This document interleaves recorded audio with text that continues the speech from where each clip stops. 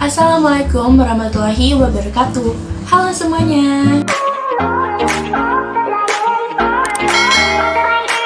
Perkenalkan, nama aku Dania Nurmunifa dan sekarang aku sedang kuliah di jurusan Komunikasi Digital dan Media di Sekolah Vokasi IPB University. Dan sebelumnya aku bakal ngebahas desain grafis kali ini. Dan tentunya matkul ini tuh ada nanti di semester 4 atau 5 dan aku bakal mempelajari desain kembali. Tentunya aku juga punya pengalaman desain selama kurang lebih 4 tahun karena dulunya aku sekolah di jurusan multimedia. Jadi sebenarnya desain itu dibutuhin banget di kehidupan sehari-hari karena seperti untuk membuat presentasi, terus membuat feeds untuk Instagram dan lain-lain. Jadi aku harap buat kalian semua yang bertanya-tanya kayak, Kak, bisa nggak sih ngedesain tapi belum ada pengalaman? Ya tentunya pasti bisa dong kalau kalian niatin dengan baik dan bisa belajar desain secara otodidak seperti aku. Jadi walaupun aku itu jurusan multimedia, tapi sebenarnya aku hampir keseluruhan itu otodidak karena gurunya cuman kayak ngasih tugas-tugas aja. Jadinya aku mempelajari semua aplikasi atau tools untuk desain itu sendiri, teman-teman. Jadi yuk simak lebih lanjut informasi mengenai apa sih pentingnya belajar desain grafis. Nah, sebelum aku lanjut ke pentingnya desain grafis itu, pentingnya belajar desain grafis itu, aku mau jelasin dulu desain grafis itu apa sih. Nah, bagi teman-teman yang belum tahu, desain grafis itu termasuk bentuk komunikasi, tapi bentuk komunikasi secara visual yang dimana ide-ide yang kita punya bisa disalurkan dalam bentuk visual seperti ke gambar, ke ilustrasi, ke grafik, dan itu bisa menghasilkan informasi ataupun pesan seefektif mungkin. Jadi kayak misalnya teman-teman mau ngasih tentang aware untuk buang sampah pada tempatnya, kan kalau lewat kata-kata itu bakal kayak udah sebuah kata yang lewat aja.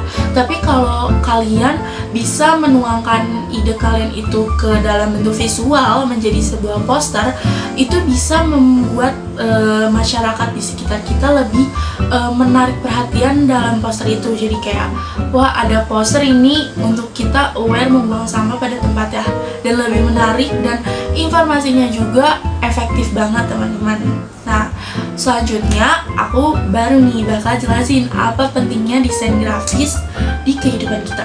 Jadi kenapa kita harus belajar desain grafis gitu? Karena kita itu pasti punya ide-ide atau kreativitas yang pastinya gak bisa selalu dikeluarkan dalam bentuk kata-kata.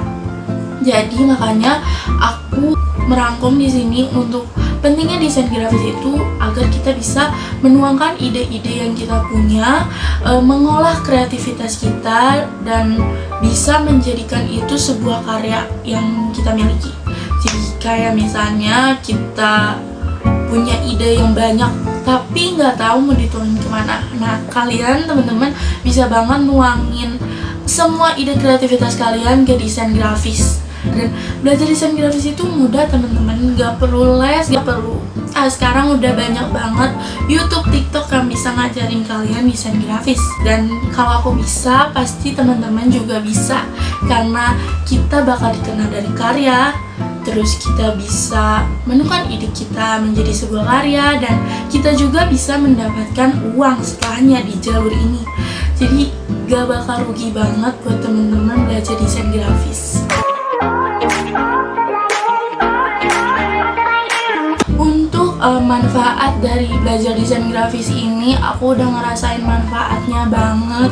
Jujur ini manfaat dari aku sendiri ya, tanpa melihat dari orang lain. Jadi aku ngerasa aku tuh jadi paham arti warna, arti ilustrasi tersebut, arti sebuah makna dalam aku mendesain sesuatu tuh apa. Jadi kayak aku yang tahu keseluruhan dalam membuat desain itu. Jadi aku merasa aku tuh mempunyai karya yang bermakna dan bisa memberikan estetika ataupun keindahan buat dibagikan kepada orang-orang.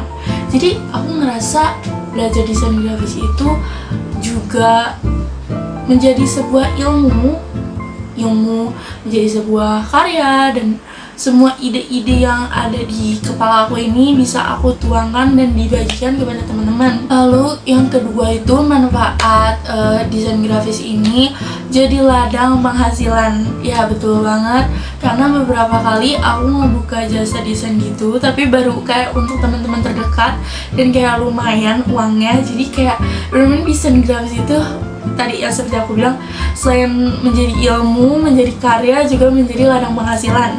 Jadi gak bakal rugi banget yang kayak aku bilang tadi. Terus yang ketiga, jadi kalau ngelihat barang apapun itu pasti ngelihatnya desain gak sih yang utama. Nah kalau udah belajar desain grafis, rasanya pengen ngedesain sendiri dan buat barang apapun itu cetak sendiri. Itu kerasa banget di aku. Jadi kayak misalnya aku mau casing HP, cuman desainnya tuh kayaknya aku bisa buat deh. Jadi aku bakal ngebuat dan aku cetak sendiri. Nah dari situ tuh itu bisa menjadi barang paling limited edition dan juga bisa menjadi ide untuk kita berbisnis. Jadi dari desain grafis ini banyak banget yang bakal kamu dapetin manfaatnya, dan juga ide-ide kamu gak bakal mentok aja di kepala, tapi akan tersalurkan bagi karya-karya yang kamu ingin buat, yang ingin kamu tampilkan. Nah sekarang masuk ke aplikasi apa aja yang aku gunain untuk belajar desain grafis secara otodidak. Dan di sini aku bakal ngasih kalian 4 aplikasi versi aku yang paling mudah untuk dipelajari oleh pemula. Yang pertama adalah Adobe Illustrator. Kalian bisa download aplikasi ini di laptop atau komputer kalian. Jadi bagi aku pas pertama belajar itu tuh susah banget, kayak harus rapi dan sedetail mungkin. Dan sketsa aku itu sama sekali gak rapi teman-teman, percaya. Karena itu tuh bener-bener kita harus detail dan kita zoom banget bagian fotonya di dalam Adobe Illustrator ini. Dan juga untuk Adobe Illustrator itu kita bisa menggunakan tool yang namanya pen tool. Ini logo, bukan, ini icon pen tool, dan dia itu buat ilustrasi dari ngikutin foto. Jadi misalnya ada foto aku, ini tuh di pen tool nih. Ini di pen tool biar jadi aku tapi versi sketsa. Jadi bener-bener susah banget. Buat orang awam yang baru kenal Adobe Illustrator itu susah banget. Tapi bagi aku yang menyarankan untuk otodidak secara pemula, ini sangat worth it teman-teman. Kalian kalau pelajari setiap toolsnya pelan-pelan, itu kalian bakal bisa. Walaupun awalnya desainnya bakal agak berantakan, tapi lama-lama kalian bakal butuh banget Adobe Illustrator di kehidupan kalian. Karena kayak misalnya aku buat logo itu, kadang-kadang nggak ada elemen dimana kita gak mau ngambil dari referensi orang. Jadi kayak yang ada itu elemen dari kepala kita, dan itu yang bisa buat ya udah cuma diri kita sendiri. Jadi pen tool itu berguna banget karena pen tool itu ngikutin gimana kita mau buat ilustrasi itu. Jadi gak ngikutin foto, gak ngikutin referensi orang. Jadi Adobe Illustrator benar-benar buat kalian yang idenya semurni-murninya. Lalu yang kedua itu ada Adobe Photoshop, ikonnya ini. Dan ini adalah aplikasi kedua yang bagi aku semudah itu. Ya, semudah itu karena di sini aku belajar banyak banget. Kayak dia tuh bisa mulai dari atur efek warna, lalu menghilangkan background foto, nambahin teks ataupun elemen. Ada website dimana kita cuma bisa buka itu di Photoshop ataupun Illustrator. Jadi kita bisa kayak ngambil, terus kita modifikasi di Photoshop, lalu kita tambah-tambahkan kepada desain yang kita mau. Dan itu menurut aku mudah banget, dan toolsnya lebih, walaupun hampir sama kayak Adobe Illustrator, tapi tools di Photoshop itu lebih mudah untuk dipahami. Jadi aku nyaranin yang kedua adalah aplikasi Photoshop. Lalu yang ketiga itu, ini kayaknya jarang didengar sama pemula, tapi bagi aku ini cocok banget buat pemula karena toolsnya lebih mudah dari Photoshop dan Adobe Illustrator, yaitu Figma. Nah ini iconnya. Figma ini aku gak tahu bisa di download di Windows apa enggak, kayaknya bisa karena aku download di Mac.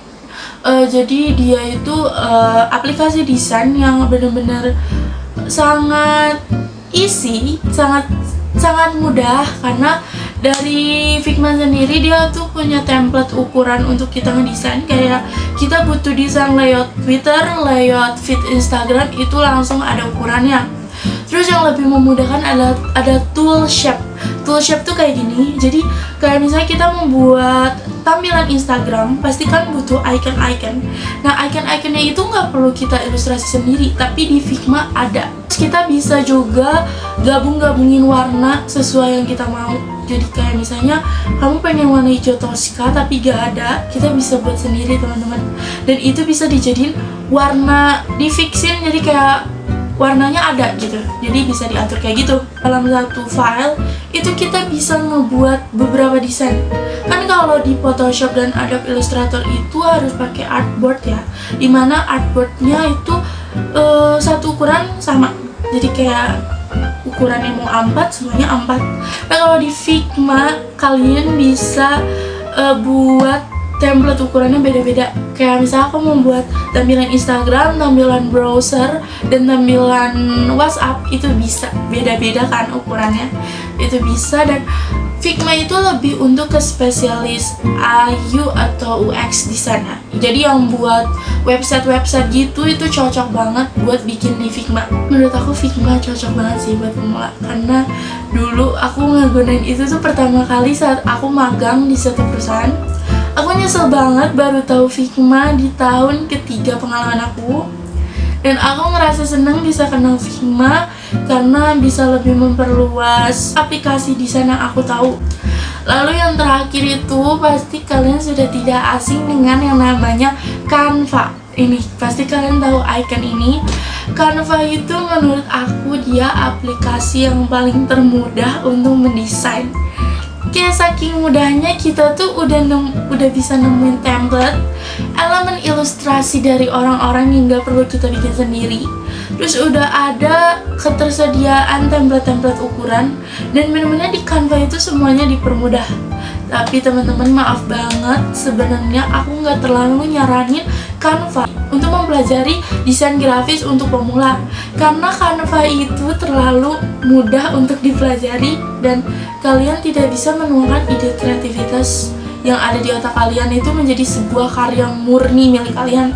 Karena rata-rata di Canva itu dia hampir semuanya desain dari orang, dan kita cuma bisa modifikasi dikit-dikit kalau memang pengen ngedesain di Canva gitu. Cuman kalau Canva untuk keperluan sehari-hari seperti untuk presentasi, untuk berjualan, berbisnis, memang aku menyarankan Canva untuk kalian pakai, karena selain mudah, cepat, juga tidak terlalu ribet ya. Setelah aku mengenal Canva itu memang jadi lebih mudah.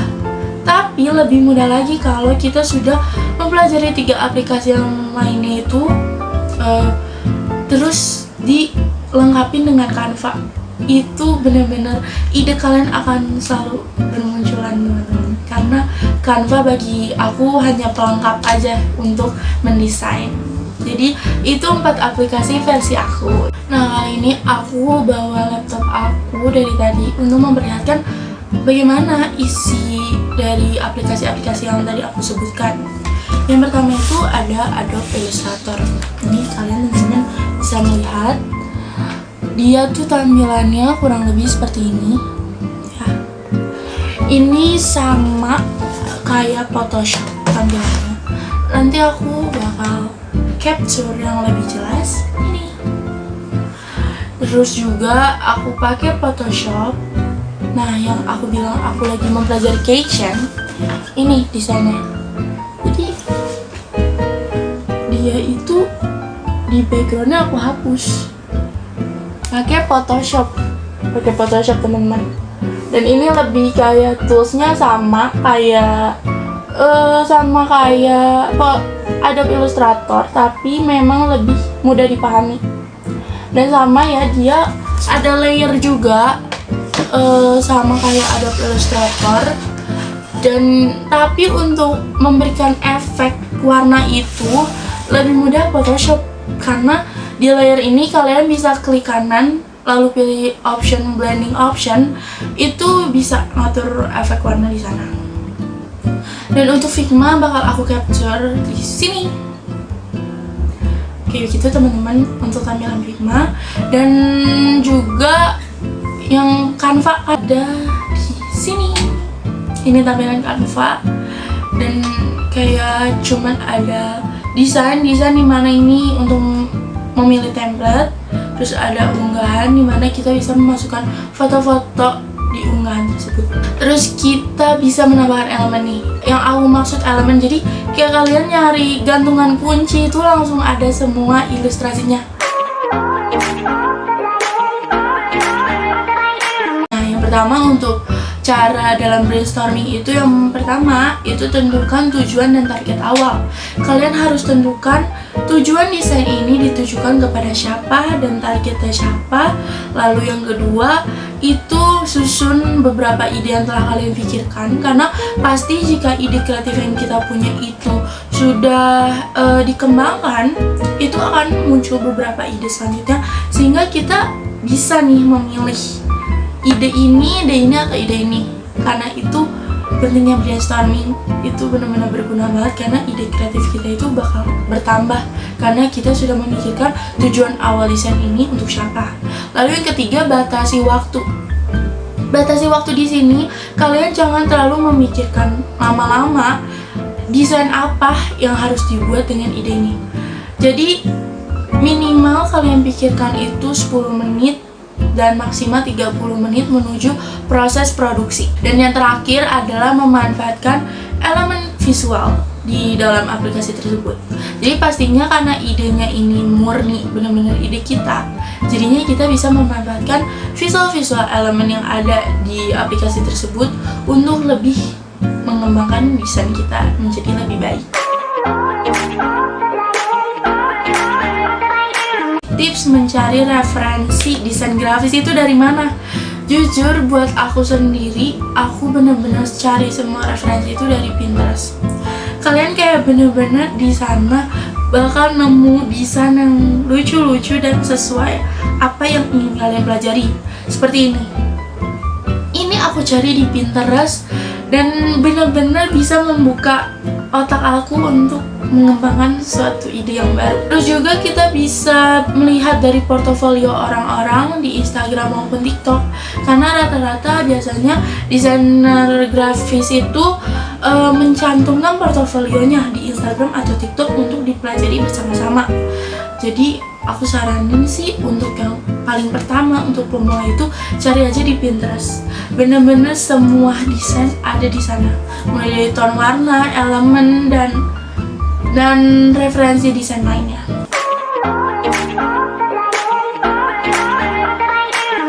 Dan aku juga bakal nunjukin contoh desain grafis yang sudah aku buat selama beberapa tahun ini. Tapi ini kayak cuma sebagian kecil. Ini aku pakai Adobe Illustrator, lalu yang ini aku pakai Adobe Photoshop, dan yang ini aku pakai Figma. Untuk yang Canva tidak aku keluarkan karena itu bukan ide aku hanya memodifikasi sendiri. Jadi semoga contoh-contoh desain grafis dan apa yang aku infokan hari ini bisa memberi kalian bagi pemula untuk ada kemauan mempelajari desain grafis secara otodidak. Percaya banget teman-teman, aku mempelajari semua ini sendiri. Aku juga paling nanya sama teman-teman aku yang bisa gitu. Jadi untuk selebihnya benar-benar otodidak. Jadi aku menyarankan kalian yang belum bisa desain grafis mulai dari sekarang, karena semuanya akan lebih mudah dengan kalian bisa desain grafis. Kalian bisa menyalurkan semua ide-ide kalian ke dalam bentuk visual yang di zaman era digital ini itu tuh keren banget teman-teman. Jadi sekian dari pemaparan aku dan Unifa, dan siapa tahu teman-teman ada yang minat ke jurusan ini bisa lebih lanjut untuk berinteraksi dengan aku di kolom komentar, dan jangan lupa like, comment, dan subscribe. See you another next time. Bye bye.